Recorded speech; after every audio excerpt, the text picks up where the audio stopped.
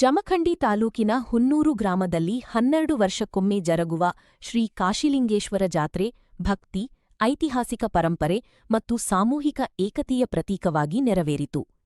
ಜಾತ್ರಾ ಕಮಿಟಿ ಸದಸ್ಯ ನಿಂಗಪ್ಪ ಘಟನಟ್ಟಿಯವರು ಕಾಶಿಲಿಂಗೇಶ್ವರ ದೇವಸ್ಥಾನದ ಇತಿಹಾಸವನ್ನು ವಿವರಿಸಿದರು.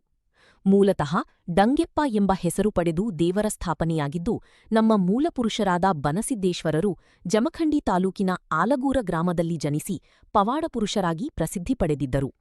ಅವರು ಆ ದೇವರನ್ನು ಹುನ್ನೂರಿಗೆ ತಂದು ಇಲ್ಲಿ ದೇವಸ್ಥಾನ ನಿರ್ಮಿಸಿ ಸ್ಥಾಪಿಸಿದರು ಎಂದು ತಿಳಿಸಿದರು.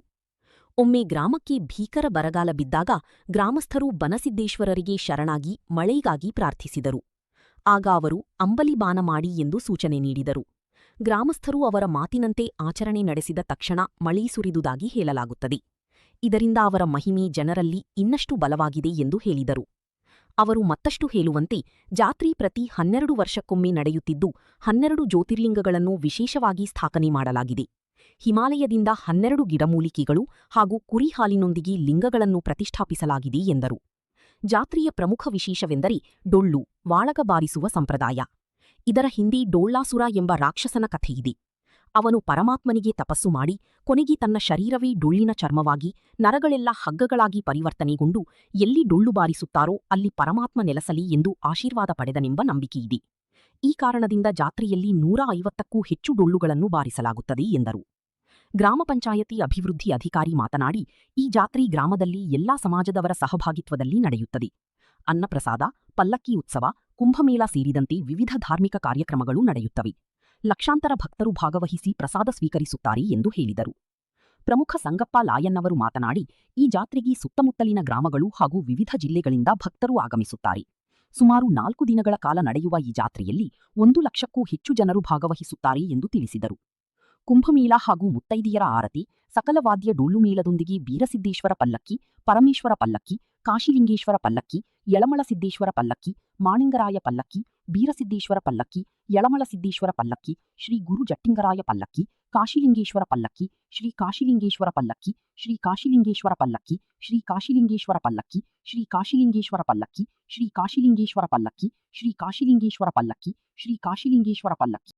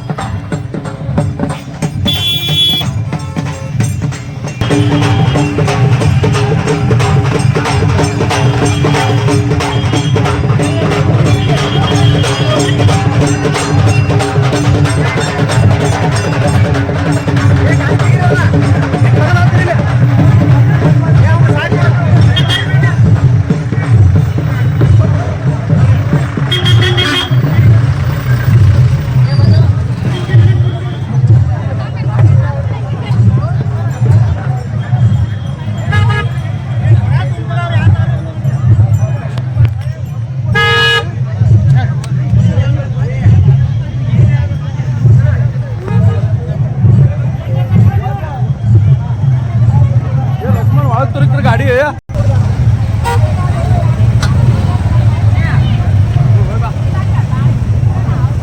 सावकाश ಗಾಡಿಗೆ ಚಿಲ್ಲರ್ ಕೊಟ್ಟ ಮತ್ತ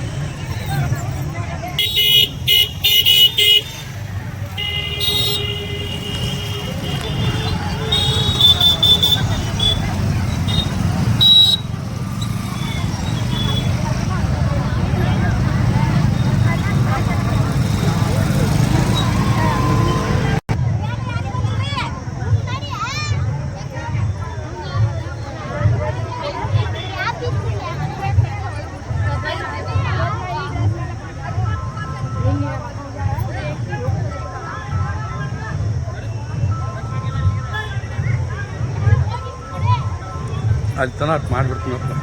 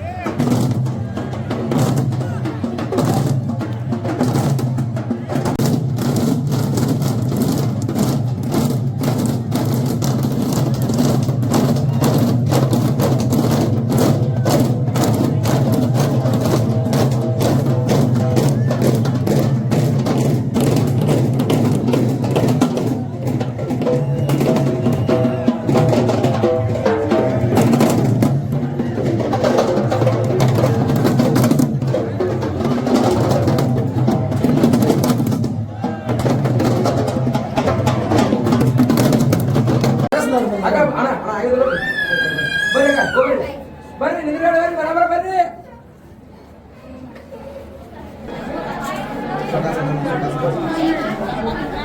ಬಸವ ಮುಂದೆ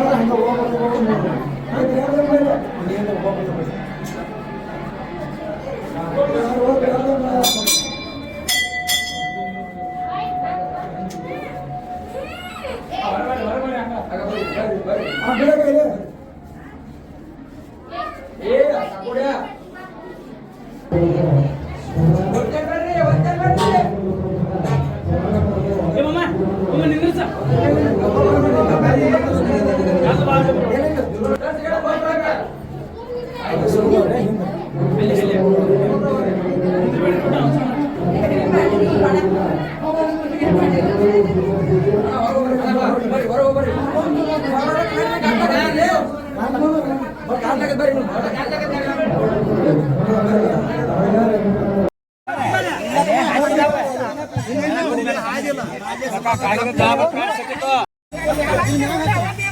ಅಲ್ಲಿ ಮ್ಯಾಲ ಪೂಜೆ ಮಾಡ್ರೇನ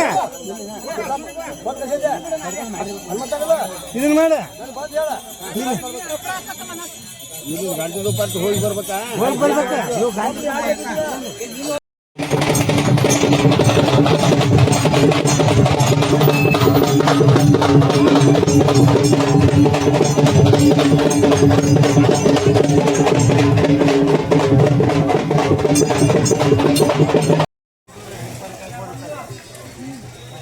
ಸಮಾನ ಇದನ್ನ ಮಾಡ್ರಿ ಅಟ್ಟ ಏ ಲಕ್ಕಪ್ಪ ಆ ಬಾಡಿದೇದಿ ಬೆಂಡ್ ಮುರಿ ಅದನ್ನ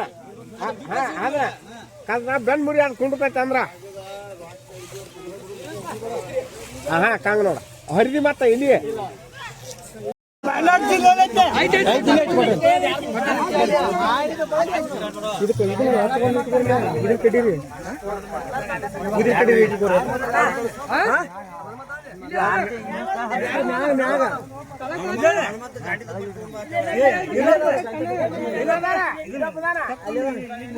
ಅಂಬ್ಲಿ ಕೊಡ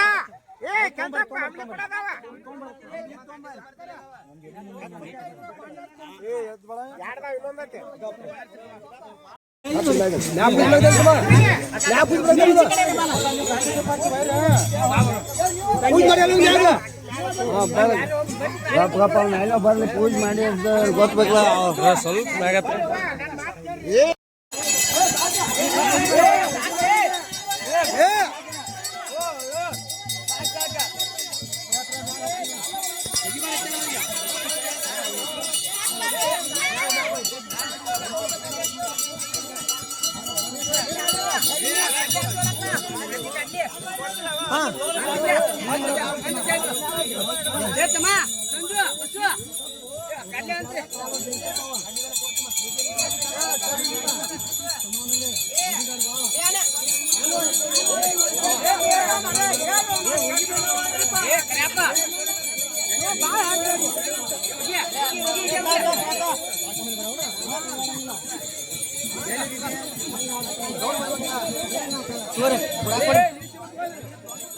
ನಮಸ್ಕಾರಗಳು.